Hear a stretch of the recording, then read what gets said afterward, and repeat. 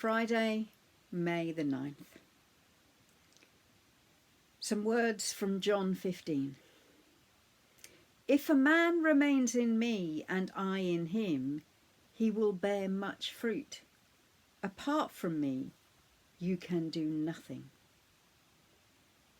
Wayne Jacobson says this: I've seen it happen 1,000 times, and each time it seems such a waste.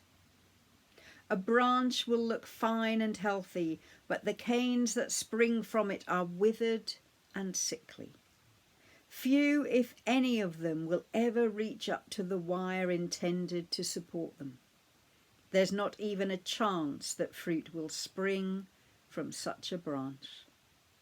Such a waste. It takes many years for a branch to develop, and each branch holds the potential for bearing fruit. Yet when it is obvious that a branch is no longer capable of bearing fruit, it has to be cut off. As I pruned the vines in my father's vineyard, I had total freedom to shape them any way I chose. I decided which branches would remain, and I decided which would be cut off. The branches had nothing to say about it, no volition of their own. But here the Father's vineyard takes a major departure from our earthly ones, for in his vineyard the branches have their own will. He does not compel them to grow there. Each branch must choose whether to be part of the vine or not. Jesus explained this truth to his disciples with a simple 2-letter word: if. 5 times he used that simple word to highlight the role the branch plays in being part of God's vineyard. If a man remains in me and I in him, he will bear much fruit. If anyone does not remain in me, he is like a branch that is thrown away and withers. If you remain in me, and my words remain in you, ask whatever you wish, and it will be given you. If you obey my commands, you will remain in my love. You are my friends if you do what I command. If. It's a simple word to state simple realities. If we want to be part of God's vineyard, we have to participate in the life of the vine. That choice is not whether we want to be fulfilled in God's life or whether we want to be fruitful for his kingdom. The choice is whether or not we will accept his offer of friendship by remaining in him. If.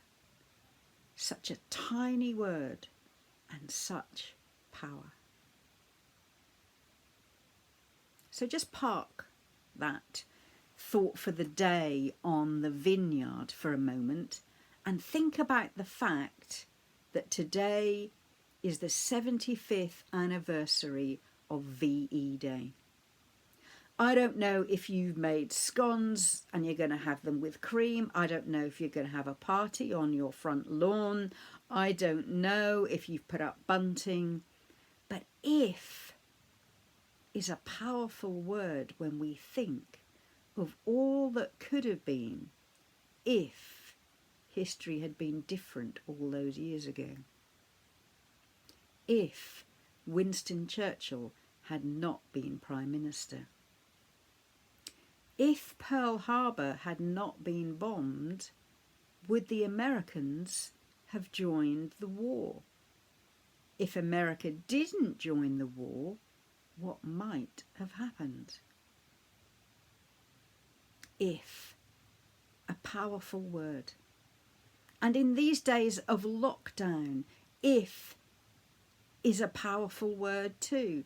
If we don't stay at home, if we don't follow guidelines, If NHS workers weren't willing to put other people's lives first, what might have happened? If. You know, the biggest if of all for me as I wrap all of this up is, what happens if I choose Jesus? What happens if I choose to remain in the vine? How does my life change? How do my decisions change? How does my character develop? How do I reflect who God is? And in reverse, if I choose not to remain, what happens then? If I choose my own will, if I choose to do what I want to do when I want to do it, what then? If I don't share the gospel of Jesus with those that need to hear it, how will the kingdom of God grow? If. What if I'd never met Jesus? My prayer for you today is that you will take a look at all the celebrations of VE Day and you will give thanks for the good choices other people made even before you were born or made on your behalf. I want you to give thanks for all the choices people are making during this pandemic that mean we are keeping safe.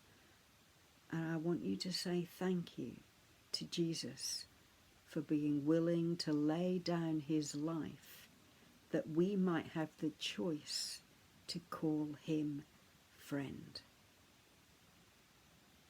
That's my thought for today. I'll see you tomorrow. Enjoy your scones and jam. Bye.